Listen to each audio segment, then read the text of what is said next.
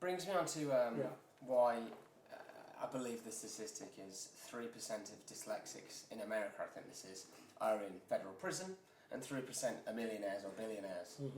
I don't know if you've read into this, but why is that? And I believe that the reason is that they have to find routes, these successful people, around the problem that they have that lead to this success. They go unusual routes.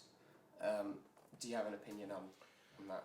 I think, and this is why I think it's a great advantage if a person has difficulties at school. Yeah.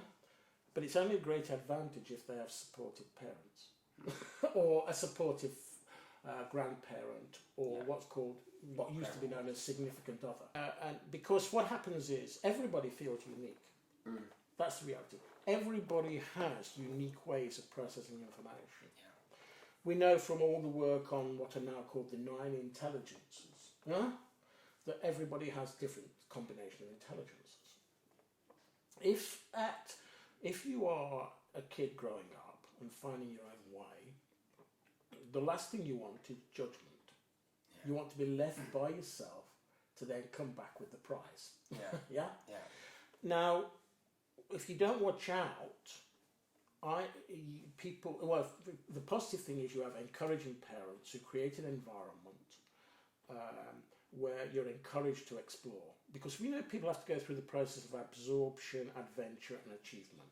We know that. And they have to do it at their own pace, and they have to build up the confidence in their own learning style.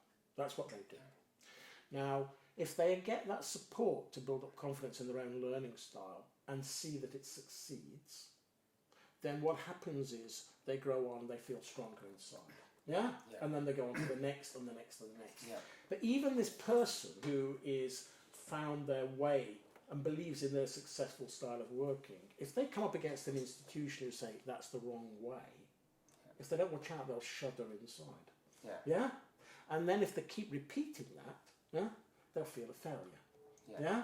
But that's why you see that most people, when you're dealing with people who are very, who've got synesthesia or any other kind of way of working, which is different, what happens is that on one level, I always remember a fantastic quote by Antoine Saint-Exupéry, the great French writer or flyer, who was talked about one day he was there in a carriage and looking at a child. And he looked at this child and said, "This child is a Mozart." He says, when a new flower comes into the gardeners rejoice and they help it to grow. He says, but that's not what happens in school. Yeah. They try to make it the same. Yeah. They say, you can't be red here, you must be grey, otherwise you're wrong.